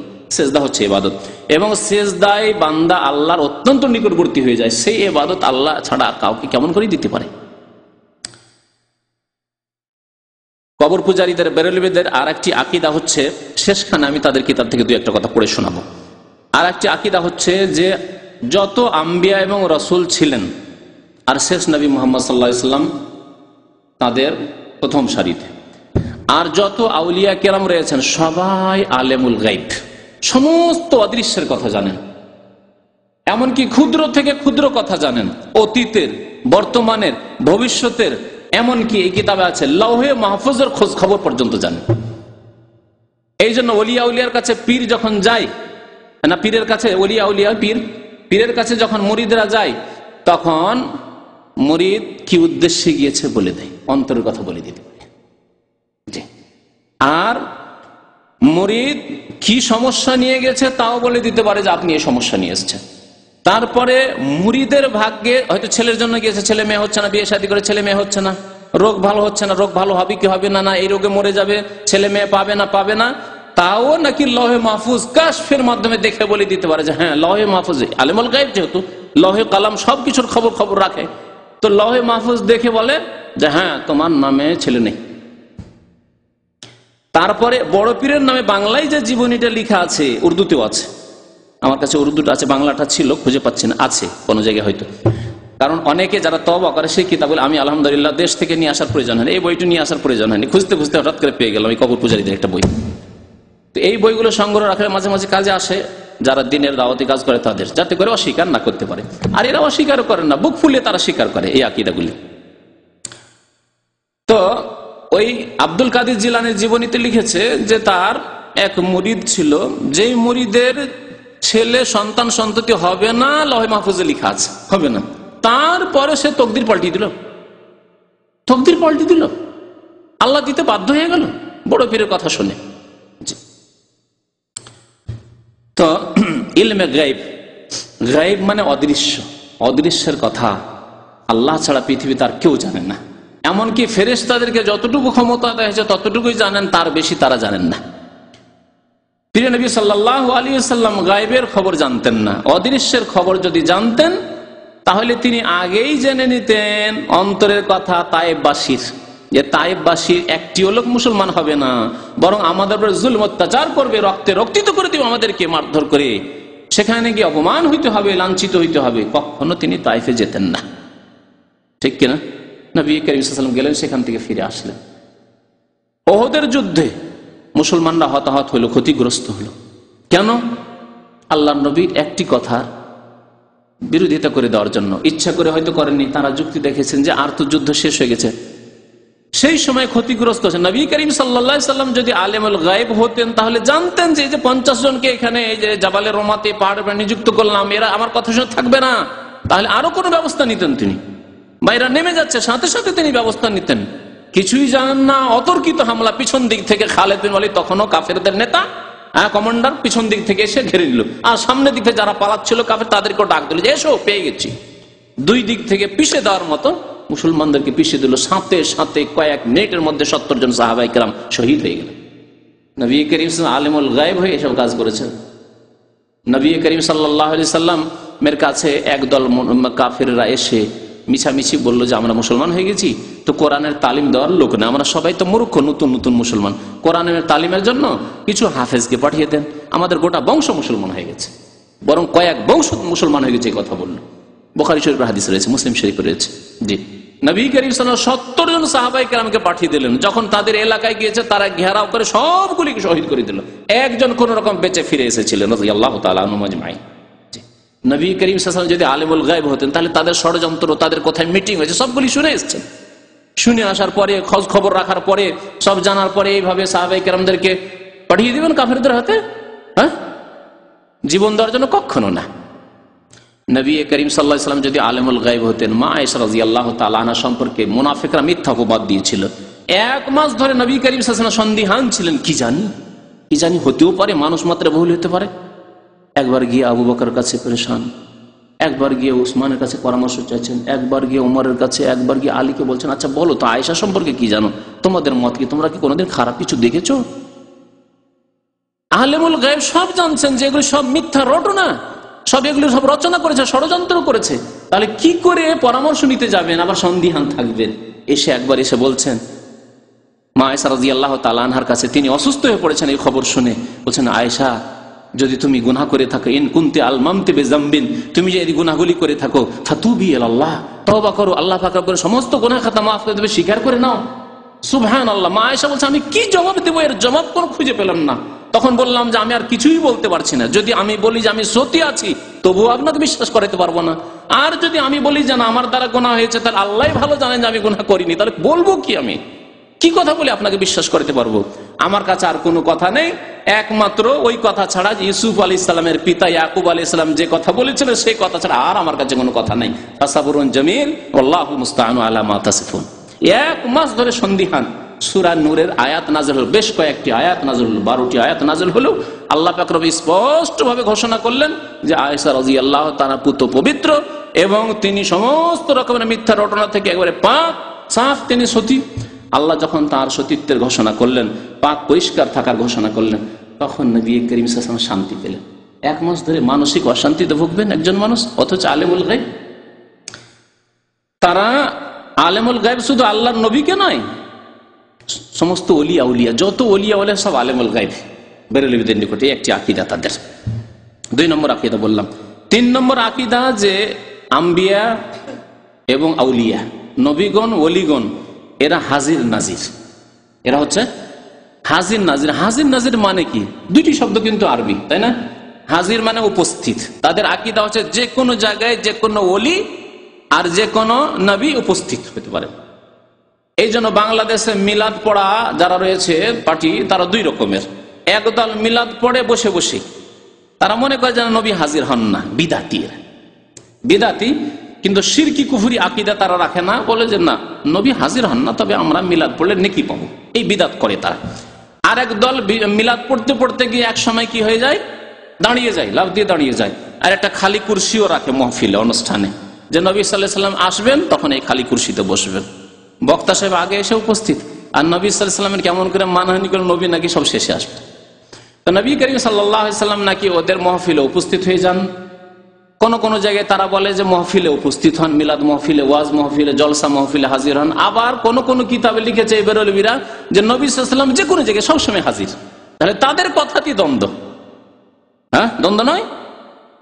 যদি বলেন যে ভালো ভালো মহফিলগুলিতে হাজির, তাহলে সব জায়গায় আল্লাহ নবী হাজির নন, সবসময় হাজির নন। একবার মতবাদ পেশ করছে কুফরি শিরকি মতবাদ, আর একবার বলছে না প্রত্যেক জায়গায় নবী করিম সাল্লাল্লাহু আলাইহি ওয়াসাল্লাম হাজির। এমন কি আউযুবিল্লাহ, এই বেরেলভীদের কিতাবে রয়েছে, আমি পড়েছি, সেই কিতাবে আছে যে এমন কি স্বামী স্ত্রীর মিলন হয়, নাউযুবিল্লাহ, সেখানেও নাকি হাজির। সব খবর রাখেন নবী করিম, কোথায় কি হচ্ছে না হচ্ছে সব খবর রাখেন, সব জায়গায় হাজির। হাজির মানে উপস্থিত, আর নাজির মানে দেখা। তাহলে তিনি সব জায়গায় হাজির, সর্বস্থানে হাজির, নবী এবং সমস্ত আম্বিয়া কেরাম এবং অলিগণ। অলিরাও, আটরসির পীরও, ভান্ডারির পীরও, হ্যাঁ, শাহজালালও, আব্দুল কাদের জিলানী, খাজা মঈনুদ্দিন চিশতি, যত পীরেরা রয়েছে সবাই হাজির এবং নাজির। নাজির মানে দেখা, সব জায়গায় হাজির হয়ে যান ইচ্ছা করলে, আর সব জায়গার খোঁজ খবর রাখেন, আর সব কিছু দেখেন, প্রত্যক্ষ করেন, দেখছেন যে কে কি করছেন না করছেন। আপনি মুরিদ হয়েছেন আর আপনি পাপ করছেন, আপনার পীর সাহেব যেহেতু বলি খোঁজ খবর রাখছেন যে আপনি কি করলেন, সব খোঁজ খবর রাখেন। হ্যাঁ, এই আকীদা হলো বেরেলভীদের আকীদা, যে আম্বিয়া, রাসূলগণ এবং ওলি আউলিয়া হাজির নাজির। অথচ আল্লাহ পাক রব্বুল আলামিন কোরআনে কারিমে কয়েক জায়গায় বলেছেন মুহাম্মদ সাল্লাল্লাহু আলাইহি ওয়াসাল্লাম। আচ্ছা, হাজির নাজির ক্ষেত্রে আরেকটি মজার কথা শোনেন। তারা এই কথা বলে না যে নবী সাল্লাল্লাহু আলাইহি ওয়াসাল্লাম 1400 বছর আগে জন্ম নিয়েছেন, নবী ছিলেন, হায়াতে ছিলেন, তারপর থেকে হাজির না, আগেও হাজির। তিনি দুনিয়া আসার আগেও হাজির, সব জায়গায় হাজির, সবক্ষণই হাজির, সমস্ত খবর রাখেন। অথচ আল্লাহ পাক রব্বুল আলামিন বিভিন্ন জায়গায় কোরআনে কারিমে বর্ণনা করেছেন বিভিন্ন ঘটনার ক্ষেত্রে। জাকারিয়া আলাইহিস সালামের ঘটনা, মারিয়াম আলাইহিস সালামের ঘটনার ক্ষেত্রে আল্লাহ বলছেন ওয়ামা কুনতা লাদাইহিম ইয ইলকুনা আকলামাহুম, যখন তারা কলম নিক্ষেপ করে লটারি করেছিল যে আইয়ুহুম ইয়াকফুলু মারিয়াম, মারিয়ামের কে কেফালত করবে, মারিয়ামের দেখাশোনা কে করবে, মারিয়ামের কে দেখাশোনা করে, মসজিদে যে খেদমত করবে মারিয়াম, তাহলে এর দেখাশোনা, এর ভরণ পোষণ, খাওয়া দাওয়া, এর কার বাড়িতে থাকবে, কে দেখাশোনা করবে, এই দায়িত্ব পালন কে করবে। সবাই চাইতো যে মারিয়ামের আমরা দেখাশোনা করবো, মসজিদের খেদমত করবে, এর দেখাশোনা করবো। তখন তারা লটারি করেছিল। আল্লাহ বলছেন ওমা কুনতা লাদাইহিম, হে মুহাম্মদ সাল্লাল্লাহু আলাইহি ওয়াসাল্লাম, আপনি তখন সেখানে উপস্থিত ছিলেন না, আপনি সেখানে উপস্থিত ছিলেন না। ইউসুফ আলাইহিস সালামের ঘটনা আল্লাহ পাক রব্বুল আলামিন সূরা ইউসুফে বর্ণনা করার পরে বলছেন যে ওয়ামা কুনতা লাদাইহিম ইজ আজমাউ আমরাহুম, যখন ইউসুফ আলাইহিস সালামের সৎ ভাইরা ষড়যন্ত্র করেছিল ইউসুফকে কূপে ফেলার জন্য, মারার জন্য, আর বাবাকে এসে বললো যে দেন সাথে করে নিয়ে যাবো খেলা করতে, এত আদরের ভাই আমরা নিয়ে গিয়ে খেলা করব, কিন্তু তারা ষড়যন্ত্র করেছে এইভাবে নিয়ে এসে মারবো তাকে। আর তারা মনে করলে মেরেই দিচ্ছি, কূপে ফেলে দিয়েছি, মারধর করে তো মরেই গেছে সে কূপে পড়ে, কিন্তু আল্লাহ মারেননি, তিনি মরেননি, তাই না? আল্লাহ বলছেন ওমা কুনতা লাদাইহিম, হে নবী মুহাম্মদ সাল্লাল্লাহু আলাইহি ওয়াসাল্লাম, তখন আপনি সেখানে উপস্থিত ছিলেন না, হাজির নাজির ছিলেন না, তা দেখেনও নি, সেখানে উপস্থিত ছিলেন না। আর কবর পূজারীদের আকীদা কি বললাম, যে নবী মুহাম্মদ সাল্লাল্লাহু আলাইহি ওয়াসাল্লাম, অন্যান্য আম্বিয়া কেরাম এবং সমস্ত ওলি আউলিয়া কি হয়ে যায়, হাজির এবং নাজির, এজন্য সব খবর রাখে। হাজির নাজির মানে আপনার বাড়িতে হাজির আছে, যখন আপনি বাড়ি থেকে বেরিয়েছেন পীরের উদ্দেশ্য করে, যে পীর কিবলার সাথে দেখা করে আসি, তখনই ও তো হাজির, দেখেছে যে আপনি কি উদ্দেশ্যে নিয়ে বেরোলেন, আপনার স্ত্রীকে বলে কখন আসবো, কি উদ্দেশ্যে যাচ্ছি, ছেলে হচ্ছে না এই জন্য যাচ্ছি, বা আমার অসুখ ভালো হচ্ছে না এই জন্য যাচ্ছি, বা অনেকদিন থেকে পীর বাবার সাথে দেখা হয়নি, পীর বাবাকে কিছু নজর নিয়াজ দিয়ে আসবো সেই জন্য যাচ্ছি, সব তো দেখে চলে আসছেন, সেই জন্য তো বলে দিতে পারছে। হ্যাঁ, এই হলো আকীদা কবর পূজারীদের।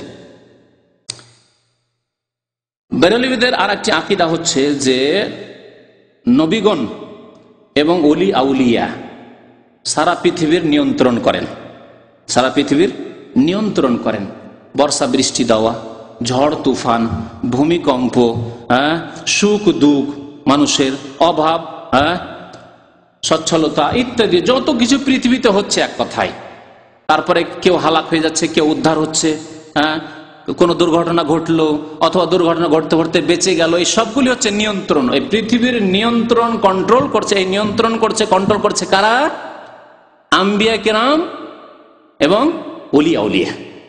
এই আকীদা হচ্ছে কবর পূজারীদের আকীদা, বেরেলভী আকীদা, এবং তারা খোলাখুলি বর্ণনা করছে, তাদের কিতাব থেকে দেখাবার প্রয়োজন নেই, তাদেরকে জিজ্ঞাসা করেন যে ওলি আউলিয়া পৃথিবীর তাসাররুফ করে, বলে হ্যাঁ অবশ্যই, গৌসুল আজম, কুতুব, আবদাল, এরা সারা পৃথিবীর নিয়ন্ত্রণ করে, সারা পৃথিবী তারা ধরে আছে। জি, কোথাও মুরিদানরা হয়তো ধ্বংস হচ্ছিল, তাদের দুর্ঘটনা ঘটছিল, আর গৌস গিয়ে বা কুতুব গিয়ে তাদেরকে উদ্ধার করে নিল, বাঁচিয়ে দিলাম। এসব বহু ঘটনা তাদের কিতাবাদিতে রয়েছে এবং সেগুলি তারা খোলাখুলি স্বীকার করে। জি, কবর পূজারীদের আর একটি আকীদা আছে যে প্রিয় নবী মুহাম্মদ সাল্লাল্লাহু আলাইহি ওয়াসাল্লাম মুখতারিকুল, মুখতারিকুল শব্দটি আরবি শব্দ, আরবি থেকে উর্দুতে নিয়ে আসা হয়েছে। কুল মানে সবকিছু, আর মুখতার মানে একবারে স্বাধীনতা, পুরো স্বাধীন, সমস্ত ক্ষেত্রে তাকে আল্লাহ ক্ষমতা দিয়েছেন, স্বাধীনতা দিয়েছেন, যা ইচ্ছা তাই করতে পারেন, যাকে ইচ্ছা আল্লাহ রসুল গরিব করে দিতে পারেন, ফকির করে দিতে পারেন, যাকে ইচ্ছা আল্লাহ রসুল ধনী করে দিতে পারেন, যাকে ইচ্ছা। আমাদের আল্লাহ রসুল বলে অভ্যাস নেই, আল্লাহর কাছে বলে অভ্যাস, বারবার আল্লাহ বেরোচ্ছে, তাই না?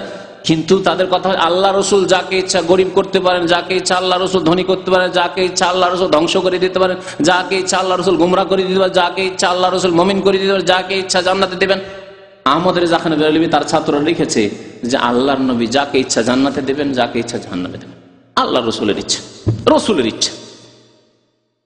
অথচ নবী করিম সাল্লাল্লাহু আলাইহি ওয়াসাল্লাম চাচার জন্য দোয়া করতে লাগলেন আল্লাহর কাছে, আল্লাহ তুমি যতক্ষণ নিষেধ না করেছো আমি আমার চাচার জন্য দোয়া করবো, চাচা এত সাহায্য সহযোগিতা করেছে, কলেমা পড়াইতে পারলাম না, চাচার জন্য দোয়া করবো। আল্লাহ বলছেন মা কানা লিন-নবী ওয়াল্লাযীনা আমানু আইয়াস্তাগফিরু লিল মুশরিকিন, তোমার জান্নাতে দেওয়া তো দূরের কথা, আল্লাহর কাছে মাপ চাইতে পারবে না তোমার চাচা আবু তালেবের জন্য, জান্নাতে দেওয়া তো দূরের কথা, জাহান্নাম থেকে উদ্ধার করা তো দূরের কথা। নবী করিম সাল্লাল্লাহু আলাইহি ওয়াসাল্লাম বলছেন সবচেয়ে হালকা আযাব হবে আমার চাচাকে, আর সে আযাব কেমন হবে, পায়ে দুটো খড়ম দেওয়া হবে, খড়ম বুঝেন না, আলানে খড়ম বা স্যান্ডেল জুতো দেওয়া হবে পায়ে, আর কিসের, না আলানে মিন্নার, জাহান্নামের আগুনের, ইয়াগলি মিনহুমা দিমাগুহু, আর যেই দুইটি খড়ম বা স্যান্ডেল জাহান্নামের পরে থাকবে তার কারণে তার দিমাগ মানে মগজ ফুলি টকবক করে ফুটবে, ফুটবে টকবক করে, যেমন হাঁড়িতে গরম পানি আর ভাত ফুটে ওই রকম ফুটতে থাকবে। আল্লাহু আকবার। নবী করিম সাল্লাল্লাহু আলাইহি ওয়াসাল্লাম নিজের চাচাকে উদ্ধার করতে পারলেন না, আর নবী করিম সাল্লাল্লাহু আলাইহি ওয়াসাল্লাম বলা হচ্ছে মুখতার করে সমস্ত কিছুর ইখতিয়ার রাখেন, সমস্ত কিছুর ইখতিয়ার রাখলে নবী সাল্লাল্লাহু আলাইহি ওয়াসাল্লামের কখনো ক্ষতি হতো না, তার বংশের লোকদের কখনো ক্ষতি হতো না, সবসময় তার বংশের লোকেরা নির্যাতিত হয়েছে, তার বংশের লোকেরা সবসময় নির্যাতিত হয়েছেন। হ্যাঁ, তার বংশের লোকেরা আশা করছিলেন যে আমরাই হয়তো এতে থাকবো, কারণ আমরা হকদার, আমরা যোগ্যও রয়েছে। কিন্তু তারা নির্যাতিত হয়েছেন অন্যদের কাছে, যেগুলি বলার হয়তো বিস্তারিত এখন সময় নেই। কবর পূজারীদের এই আকীদাগুলি রয়েছে এই কিতাবে, কিছু কথা পড়ে শোনাবো আপনাদেরকে। কবর পূজারীদের আর একটি আকীদা হচ্ছে যে মুহাম্মদ সাল্লাল্লাহু আলাইহি ওয়াসাল্লাম মাটির তৈরি নন, মানুষ নন। তিনি কি নূরের তৈরি, নূরের তৈরি। এই সম্পর্কে বিস্তারিত বলার সময় নেই। এই সম্পর্কে একটি বক্তব্য আছে, মাস 2-3 আগেই বক্তব্য করা হয়েছে, হয়তো 4 মাস আগে, যে নূর নাকি মানুষ, এই বিষয়ের উপরে একটা বক্তব্য আছে। নবী করিম সাল্লাল্লাহু আলাইহি ওয়াসাল্লাম নূর নন, মানুষ, এবং মানুষ হলেও তিনি সৃষ্টি সেরা।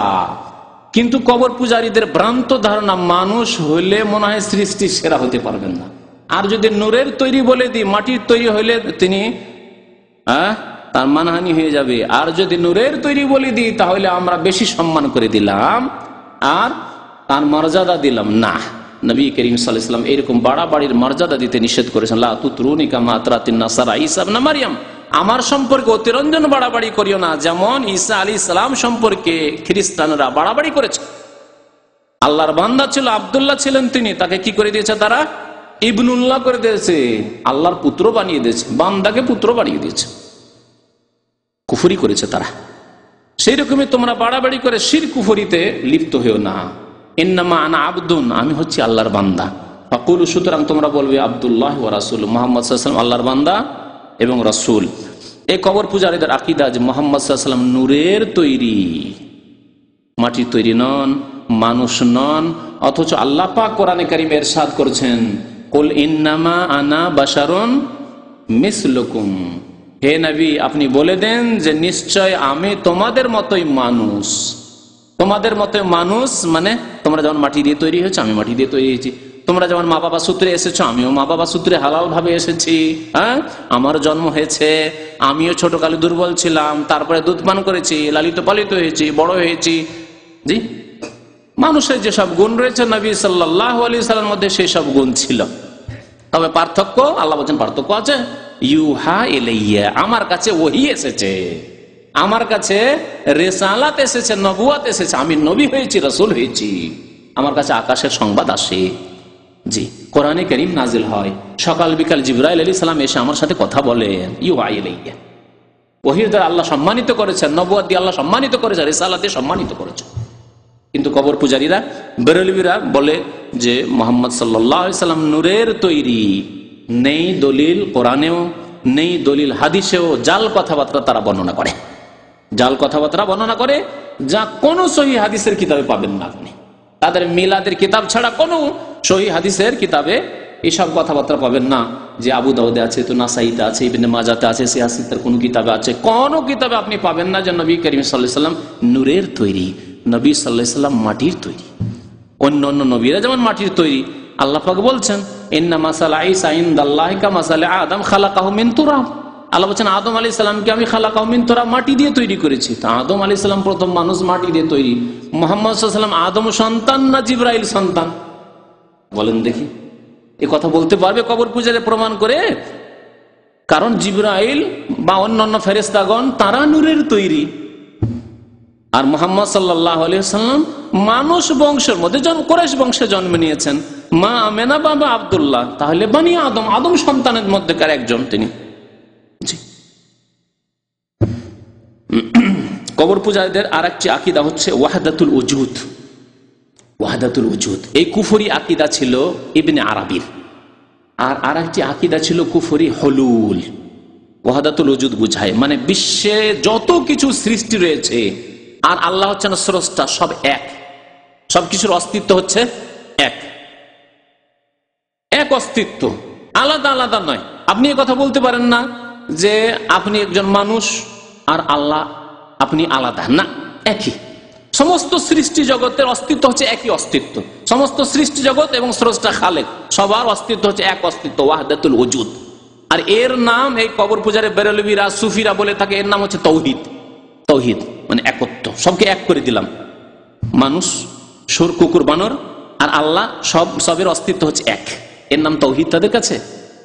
জি। এই জন্য তাদের আকীদা হচ্ছে যে আল্লাহ সর্বস্থানে বিরাজমান আর সবকিছুতেই বিরাজমান। এটি হচ্ছে ওয়াহদাতুল ওজুদের কথা, যে সমস্ত পৃথিবীর অস্তিত্ব হচ্ছে একই অস্তিত্ব। আকাশ, জমিন, বাড়ি ঘর, মানুষ, চোর ডাকাত, শ্রীগাল, কুকুর, পাখি, পশু, যা কিছু, গাছপালা, আল্লাহ, সমুদ্র, পান, মাটি, সবকিছু হচ্ছে একটি অস্তিত্ব। আল্লাহ পাক তাহলে প্রত্যেকটি বস্তুতে রয়েছে। এর অর্থ হচ্ছে কি, আল্লাহ সবকিছুতে রয়েছে। সমুদ্রে আল্লাহ রয়েছে, গঙ্গাতেও আল্লাহ রয়েছে, যমুনাতে আল্লাহ রয়েছে। তাহলে যমুনাতেও আল্লাহ, গঙ্গাতেও আল্লাহ। তাহলে হিন্দুরা যে গঙ্গা যমুনার পূজা করেছে তারা তো ভুল করে না, আল্লাহরই ইবাদত করছে, তাহলে ঠিক না? আচ্ছা, তারপরে সবকিছুর অস্তিত্ব যখন এক আর সবকিছুতে আল্লাহ রয়েছেন, তাহলে দুর্গা, সরস্বতী, প্রতিমা, পুতুল, তাতেও আল্লাহ আছে। কবরেও আল্লাহ আছেন, তাহলে কবরে সিজদা করে যারা, প্রতিমা সিজদা করে, পুতুলকে সিজদা করে, তারাও তো আল্লাহর ইবাদত করে। তাহলে ওয়াহদাতুল ওজুদের শেষ পরিণাম হচ্ছে যে হিন্দুদের ধর্ম ঠিক, এমনকি সারাপীদের যে কোনো ধর্ম আছে, যা কিছুর পূজা হচ্ছে, গাছের পূজা হোক, আর পানির পূজা হোক, আর পাহাড়ের পূজা হোক, পর্বতের পূজা হোক, যা কিছুর পূজা হোক, সবই যেন আল্লাহর ইবাদত হচ্ছে। এই জন্য তাদের কিতাবে বহু কথাই রয়েছে। তারা বলছে যে তুমি যে সেই আমি, আল্লাহ তুমি যে সেই তো আমি, আল্লাহ তোমার আমার মধ্যে কোনো পার্থক্য নেই। আবার কখনো কখনো বলছে যে আহমদ সেই আহাদ, যে আহমদ সেই আহাদ, অর্থাৎ যে মোহাম্মদ সাল্লাল্লাহু আলাইহি ওয়াসাল্লাম আহমদ আর তিনি তো আহাদ, মানে তিনি তো আল্লাহ। জি, এটা হচ্ছে ওয়াহদাতুল ওজুদের আকীদা। আর একটি আকীদা তাদের হচ্ছে হুলুল। একটু পার্থক্য। হুলুল মানে আল্লাহর অস্তিত্ব আর সারা পৃথিবীর সৃষ্টির অস্তিত্ব এক নয়, কিন্তু আল্লাহ পাক রব্বুল আলামিন বিশেষ বিশেষ সৃষ্টিতে অবতরণ করেন, এমন ভাবে ঢুকে যান যে বিলীন হয়ে যান, একাকার হয়ে যান। হুলুল। হুলুলের উদাহরণ হচ্ছে, আপনার কাছে চিনি ছিল আর পানি ছিল, চিনিটা আলাদাই ছিল, ঠিক না? যতক্ষণ চিনি আলাদা ছিল বলছেন এটা চিনি আর এটা পানি, আর এটা হচ্ছে চায়ের পাতি, ঠিক আছে? বলছেন না, 3 রকম জিনিস। চিনিটা যখন দিয়ে দিলেন ওতে, কিছুক্ষণ পরে চিনি গলে গেল। তারপরে যদি আপনাকে বলা হয় যে ভাই চিনি কোনটা বলেন তো, বলতে পারবেন? চিনি পানিতে একাকার হয়ে গেছে, গলে গেছে। এখন এটার নাম হুলুল। এটা হচ্ছে হুলুল, একাকার হয়ে যাও। আচ্ছা, তারপরে চাটা দিলেন, চাটা দেওয়ার পরে রং হয়ে গেল, সাদা ছিল রং হয়ে গেল, আর চায়ের পাতিটা যেটা সেটা উঠিয়ে ফেলে দিলেন। তারপর এর নাম কি থাকলো? চা হয়ে গেল। আর পানীয় থাকলো না, বা শরবতও থাকলো না, তার নাম হয়ে গেল চা, মিক্সচার হয়ে যাবে। এটি হচ্ছে হুলুল। তো তাদের আকীদা যে আল্লাহ পাক রব্বুল আলামিন নাকি বিশেষ বিশেষ ওলি আউলিয়ার মধ্যে, নবীর মধ্যে হুলুল করে যান, একাকার বিলীন হয়ে যান। আর এটা হয়েছিল মানসুর হাল্লাজ। এই যে হাল্লাজের মধ্যে হয়েছিল। তাই হাল্লাজ কি বলতো? আনাল হক, আমি হচ্ছি খোদা, আমি হচ্ছি সেই হক, সেই হক, সেই আল্লাহ আনাল হক। ওলামার দেখলেন এই তো বড় কাফের, এর চাইতে বড় কাফের তো ফেরাউন না, এর চাইতে বড় কাফের তো কার্ল মার্কস না, এর চাইতে বড় কাফের তো আবু জাহল, আবু লাহাব না। তখন ওলামারা ফতোয়া দিলেন যে মুরতাদ হয়ে গেছে, আর মুরতাদ হওয়ার কারণে তাকে বাগদাদে জবাই করা হয়েছিল। ইসলামিক দণ্ডবিধি তার উপরে কায়েম করে তাকে জবাই করা হয়েছিল। আর আমাদের দেশের কবর পূজারী এই বেরেলভিদের মধ্যে এমন কিস্সা কাহিনী আছে যে সত্যি সে আল্লাহকে পেয়ে গেছিল। এই হুলুল আকীদা যেহেতু তাদের, সত্যি আল্লাহকে পেয়ে গেছিল, এই জন্য জবাই করা হয়েছিল। তার প্রত্যেকটি গোস্ত থেকে আল্লাহু আল্লাহর আওয়াজ আসছে। আছে না তাদের কিতাবে? আছে তাদের কিতাবে। যারা পড়েছেন তারা জানেন যে প্রত্যেকটি অঙ্গ প্রত্যঙ্গ, এমনকি রক্ত থেকে আওয়াজ আসছে, আনাল হক, আনাল হক, আনাল হকের আওয়াজ আসছে। এই আকীদাগুলি হলো বেরেলভিদের আকীদা, বেরেলভিদের আকীদা। এখন সময় শেষ হতে যাচ্ছে, সেই জন্য এখন তাদের আকীদা সম্পর্কে আর বেশি কিছু না বলি, আরেকটি আকীদার কথা বলি। বেরেলভিদের আরেকটি আকীদা হচ্ছে যে মৃত ব্যক্তি শুনতে পায়, মানুষ মরে যাওয়ার পরে শুনতে পায়, কবর থেকে শুনতে পায়। আর বিশেষ করে ওলি আউলিয়া হলে তো শুনতে পায় না, না শুনলে সাহায্য কেমন করে করবে? তো এই আলোচনাটা আংশিকভাবে চলে এসছে। তো তাদের মৃত ব্যক্তিদের সম্পর্কে আকীদা হচ্ছে যে মৃত ব্যক্তিরা শুনতে পায়, সুতরাং আমরা ওলি আউলিয়াকে শোনাই, তারা আমাদের কথা শোনে এবং আমাদের দরখাস্ত শোনার পরে আমাদের মনের কামনা বাসনা পূরণ করে।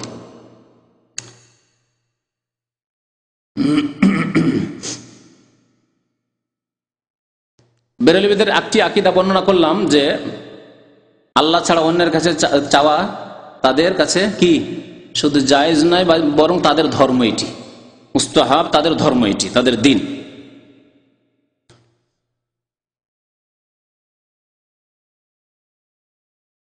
বলছেন এই আহমদ রেজা খানের ছাত্র আমজাদ আলী বাহারে শরিয়াতে, আউলিয়া কেরামের 6 নম্বর মাসআলা বলছে, আউলিয়া কেরামের কাছে সাহায্য সহযোগিতা কামনা করা তাদের পছন্দনীয়।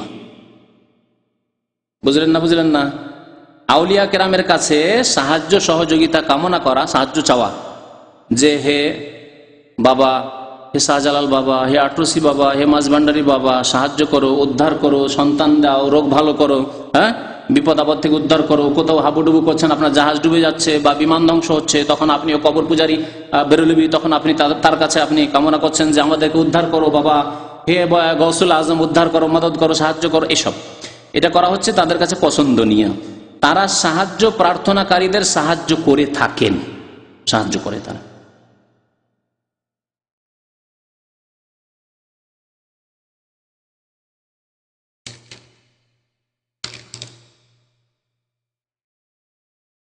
আরো সাহায্য কামনার ক্ষেত্রে বলছে, যেহেতু প্রায় মুসলমানেরাই আউলিয়া কেরামের থেকে সাহায্য প্রার্থনা করে। শুনলেন?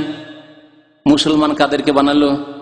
যেহেতু প্রায় মুসলমানেরাই আউলিয়া কেরাম থেকে সাহায্য প্রার্থনা করে। বুঝলেন? এ হচ্ছে মুসলমান। তারা কবর পূজারী মুসলমান, যারা আউলিয়া কেরামদের কাছে সাহায্য কামনা করে, এরাই হলো মুসলমান।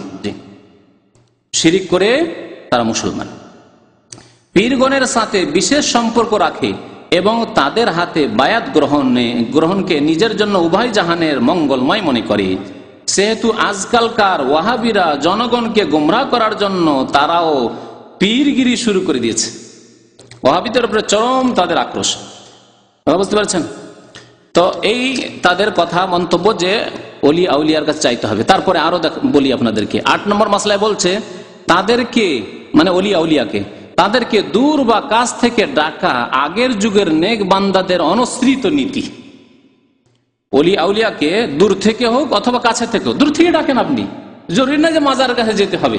তাহলে কবর পূজারী সৌদি আরবে আছে, এখানে তার মাজার পায় না, আর ওই বাগদাদে আব্দুল কাদের জিলানের কবরে মাজার পৌঁছিতে পারে না, এখান থেকে ইয়া গৌসুল আজম মাদাদ বলছে, এ শাহজালাল বাবা মাদাদ, আটরসি বাবা মাদাদ, এ ফুরফুরা বাবা মাদাদ, এই দোয়া দূর থেকে করতে পারে। বলছে কি, তাদেরকে দূর বা কাছ থেকে ডাকা আগের যুগের নেক বান্দাদের অনস্বীকৃত নীতি। বুঝতে পারলেন? মুসলমানদের সম্পর্কে কত ডাহা মিথ্যা কথা। আচ্ছা, তারপরে ওলি আউলিয়া মরেন না, তার জীবিত। বলছেন, আউলিয়া কেরাম সিও মাজার সমূহে স্থায়ী জীবন সহকারে জীবিত আছেন। আউলিয়া কেরাম সিও মাজার সমূহে, তাদের মাজার সমূহে স্থায়ী জীবন সহকারে জীবিত আছেন। তাদের জ্ঞান, উপলব্ধি ও দেখাশোনার ক্ষমতা আগের চেয়ে বেশি শক্তিশালী। বললাম না একটু আগে যে মানুষ মরে যাওয়ার পরে, মানে ওলি আউলিয়ারা মরে যাওয়ার পরে আরো বেশি শক্তিশালী হয় তাদের কিতাব। জি, দেখাশোনার ক্ষমতা আগের চেয়ে বেশি শক্তিশালী, তার মানে তার জীবদ্দশার চাইতে চলে যাওয়ার পরে বেশি শক্তিশালী হয় দুনিয়া থেকে।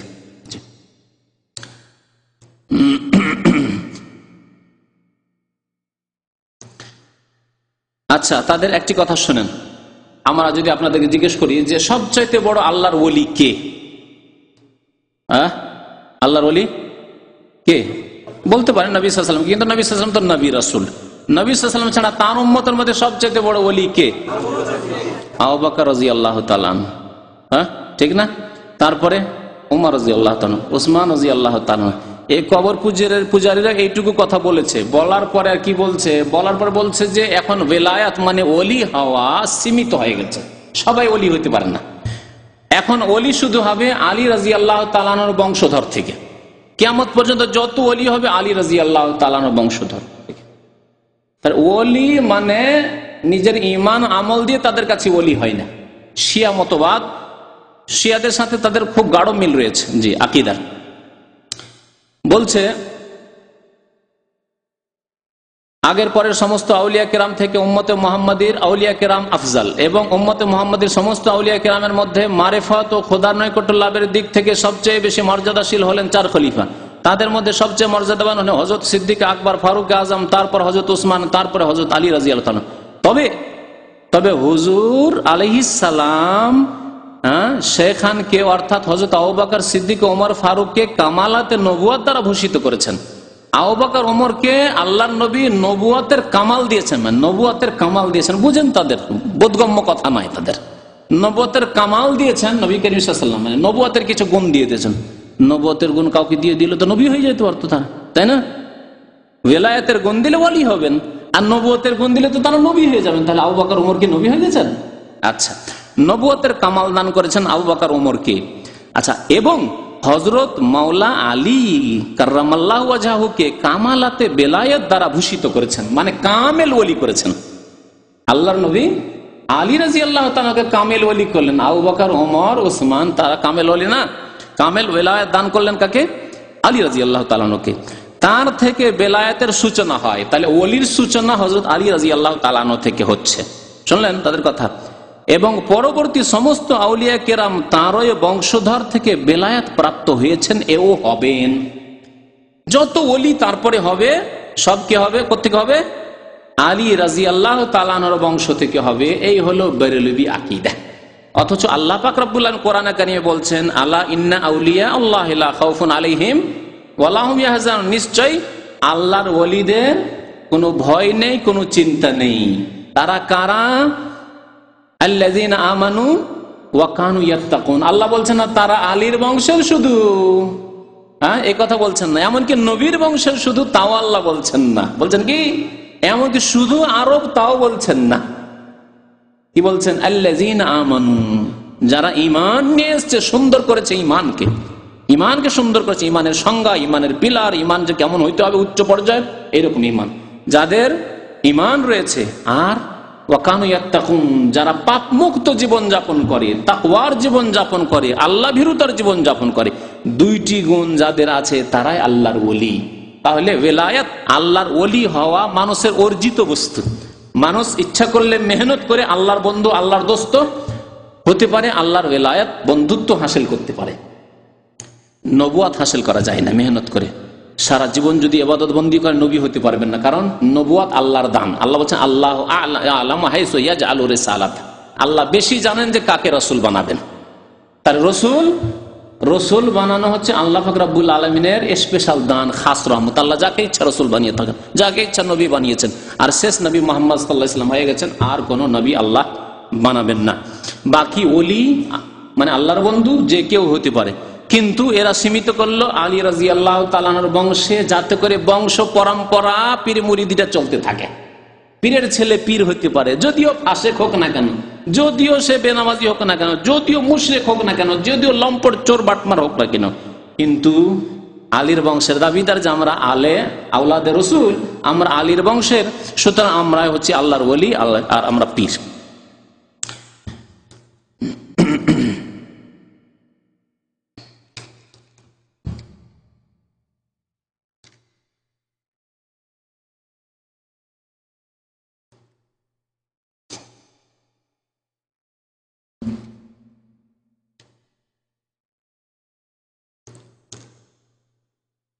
আচ্ছা, বিদআত সম্পর্কে শুনেন, বেরেলভীদের কথা আর শরীয়তের কথা। আল্লাহ পাক রব্বুল আলামিন রাসূল সাল্লাল্লাহু আলাইহি ওয়াসাল্লাম কি বলেছেন? কুল্লু মুহদাসাতিন, প্রত্যেক নতুন কাজ ধর্মের নামে যা হবে তার নাম কি? বিদআত। আর কুল্লু বিদআতিন, প্রত্যেক বিদআত। কুল্লু শব্দ বলেছেন না বলেননি নবী সাল্লাল্লাহু আলাইহি ওয়াসাল্লাম? এক তো খুতবাতে বলেছেন, আর নবী সাল্লাল্লাহু আলাইহি ওয়াসাল্লামের যে একটি বক্তব্য ছিল, সাহাবারা বললেন ইয়া রাসূলুল্লাহ, মনে হচ্ছে এটি হচ্ছে আপনার বিদায়ী ভাষণ। তাতেও বলেছেন ফাইন্না কুল্লু মুহদাসাতিন বিদআ কুল্লু বিদআতিন দালাল, প্রত্যেক বিদআত হচ্ছে গুমরাহি। আর নাসাই শরীফের হাদিস আছে প্রত্যেক গুমরাহির পরিণাম হচ্ছে জাহান্নাম। আল্লাহ নবীর কথা শুনে রাখেন। আর এদের কথা শুনেন যে বিদআত কাকে বলে। বলছে ওয়াহাবিদের কাছে বিদআত শব্দটা বহুল প্রচলিত। ওয়াহাবিদের কাছে বিদআত শব্দটি বহুল প্রচলিত। তারা যে কোনো ব্যাপারে বিদআত বলে থাকে, যে কোনো কাজ করেন তারা বিদআত বলে। তাই বিদআত কাকে বলে তা নিয়ে কিছু আলোকপাত করা দরকার। বলছে বিদআত কাকে বলে শুনেন। বেরেলভীদের কাছে, কবর পূজারীদের কাছে বিদআত কি তাই শুনেন। বলছে যে বিদআত কোন সুন্নতের বিপরীত ও প্রতিবন্ধক, সেটা মাকরু অথবা হারাম। এমন বিদআত যেটি সুন্নতের বিপরীত অথবা সুন্নতে বাধা সৃষ্টি করে, প্রতিবন্ধক, সেটা মাকরু অথবা হারাম। বুঝলেন? শুধু ওই বিদআতটি যে বিদআতটি সুন্নতের বিপরীত অথবা সুন্নতে বাধা সৃষ্টি করে, প্রতিবন্ধক। কিন্তু সাধারণ বিদআত হয়তো মুস্তাহাব অথবা সুন্নত, এমনকি কোনটা ওয়াজিব হয়ে থাকে। দেখলেন? তাহলে বিদআত বেরেলভীদের নিকটে ওয়াজিব হয়, আবার বিদাত আবার সুন্নত হয়ে যায়, বুঝলেন? আবার মুস্তাহাব হয়। ওয়াজিব বিদাত, সুন্নত বিদাত, আর মুস্তাহাব বিদাত, আর মাকরুহ বা হারাম বিদাত। কত রকমের বিদাত শুনলেন? এত রকমের বিদাত বেরেলভিদের কাছে। সুতরাং তারা যে সব বিদাতগুলি করে সবগুলি হয় ওয়াজিব, না হয় মুস্তাহাব, না হয় সুন্নত। এই জন্য কবরে চাদর চড়ানো, কবর পাকা করা, আর পীরের মুরিদ হওয়া সবগুলি হচ্ছে হয় ওয়াজিব, না হয় সুন্নত, না হয় মুস্তাহাব। বুঝতে পারলেন? এই হলো বেরেলভিদের ধর্ম, যা সংক্ষেপে বলা হলো আপনাদের সামনে। আরো বেশ কিছু কথা এখানে আছে যা বলার মতো, কিন্তু সময় শেষ হতে যাচ্ছে। এখান থেকে শেষ করি। আল্লাহ পাক রব্বুল আলামিন যেন আমাদেরকে ভালো কথা বুঝার তৌফিক দান করেন, কোরআন এবং হাদিসের কথা, আল্লাহ এবং রাসূলের কথা বুঝার জন্য তৌফিক দান করেন এবং তার প্রতি আমল করার জন্য তৌফিক দান করেন। আল্লাহ আমাদেরকে শিরক, বিদআত থেকে, কুফরি থেকে আল্লাহ যেন আমাদেরকে বাঁচিয়ে রাখেন, গুমরাহি থেকে আল্লাহ যেন আমাদেরকে বাঁচিয়ে রাখেন। আল্লাহ যেন একমাত্র তাঁর ইবাদত বন্দেগীর আমাদেরকে তৌফিক দান করেন, একমাত্র তাঁর রাসূল সাল্লাল্লাহু আলাইহি সাল্লামের আনুগত্য অনুসরণ করার জন্য আল্লাহ তৌফিক দান করেন। আমিন ইয়া রাব্বাল আলামিন। ওয়া সাল্লাল্লাহু আলা নবিয়িনা মুহাম্মদ ওয়া আলা আলিহি ওয়া সাহবিহি আজমাইন।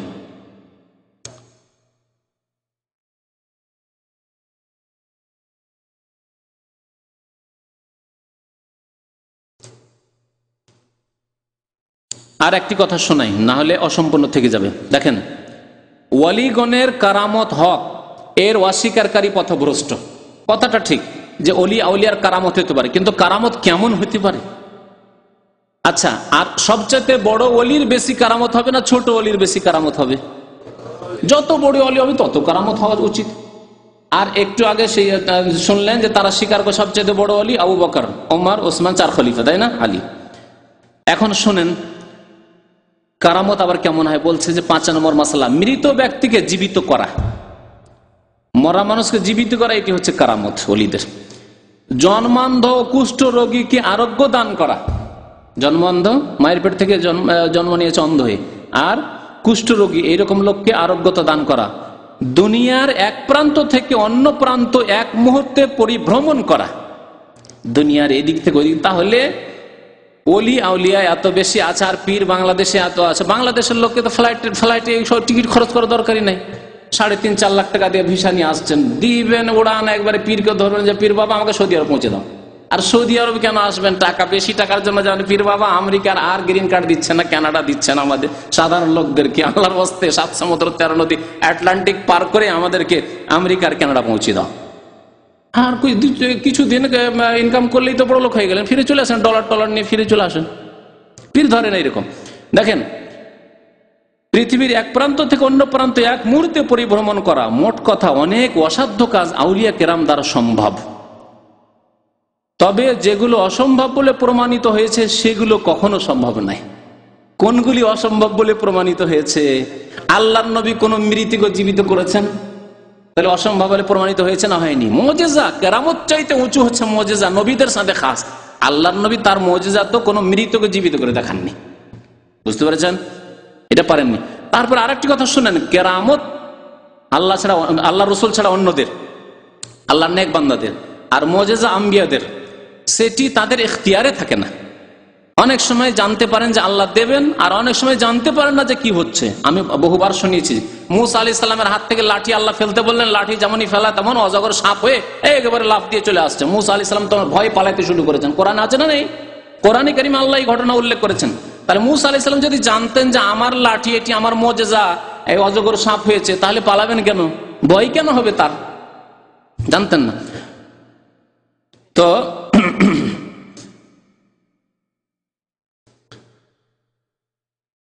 সবচাইতে বড় ওলি আবু বকর সিদ্দিক রাদিয়াল্লাহু তাআলা। যদি কোন মৃতকে জীবিত করা সম্ভব হয়তো আবু বকর করতেন, উমর করতেন, ওসমান করতেন, আলী করতেন। কেউ করেছেন?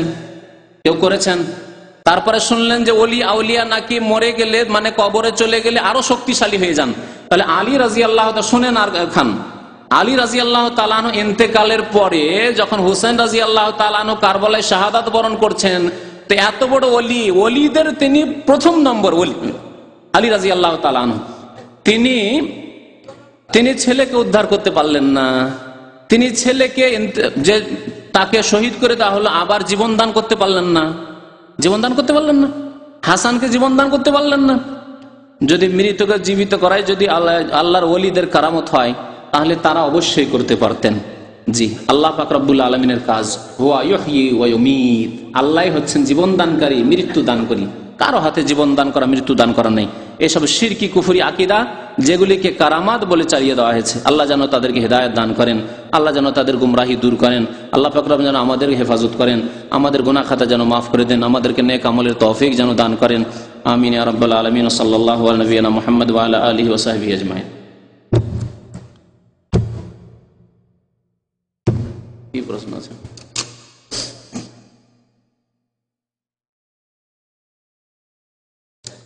মা এবং বাবাকে পা ছুঁয়ে সালাম করা হয়, এটা কি ঠিক না? পা ছুঁয়ে সালাম করবেন না। আল্লাহ নবী হাতে হাতে সালাম মুসাফা শিখেছেন, হাতে হাতে সালাম মুসাফা করবেন। আর যদি চুমা দিতে হয় তো মাথাতে দেবেন অথবা কপালে দেবেন, মাথাতে অথবা কপালে দেবেন মা বাবার চুমা, কিন্তু পায়ে চুমা দেবেন না বা পায়ে ধুলা নেবেন না। এগুলি হিন্দুদের কাজ, হিন্দুরা করে থাকে, হিন্দুদের পাশাপাশি বাস করে, তাই শিখে রেখেছে এক শ্রেণীর মুসলমান।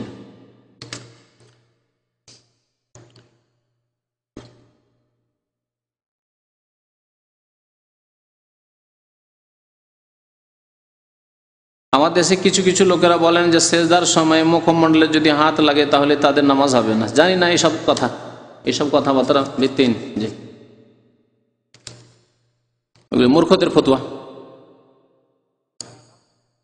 হুজুর সূরা ফাতিহা আমি পড়ি না, কেন পড়েন না? আল্লাহ হেদায়েত করুন আপনাকে। সূরা ফাতিহা অবশ্যই পড়েন, এতে আমার নামাজ হবে না? নামাজ হবে না।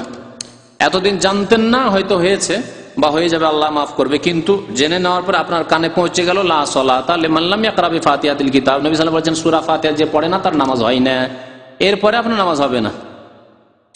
ফাতিহা না পড়লে নামাজ হবে না। আর আমাদের গ্রামের বড় কি বলছেন, ইমাম না ইমাম, হ্যাঁ, পড়তে নিষেধ করেছে। জি হ্যাঁ, আপনার বড় ইমাম হচ্ছেন মুহাম্মদুর রাসূলুল্লাহ সাল্লাল্লাহু আলাইহি ওয়াসাল্লাম, তিনি বলেছেন যে সূরা ফাতিহা ছাড়া নামাজ হয় না, যে সূরা ফাতিহা পড়ে না তার নামাজ হয় না। তিনি আপনাদের ইমাম, আমার ইমাম, সবার ইমাম। জি, আর খোদা বলা যাবে কিনা? না, খোদা বলবেন না, আল্লাহ বলবেন। আল্লাহ নিয়ার নামের মধ্যে খোদা নেই, আল্লাহ আছে, সুতরাং খোদা না বলে আল্লাহ বলেন। জি, আল্লাহ বলেন, রব বলেন, খালিক বলেন, মালিক বলেন, ইয়া রাজ্জাক, রাজিক বলেন। সাল্লাল্লাহু আলাইহি ওয়া সাল্লাম।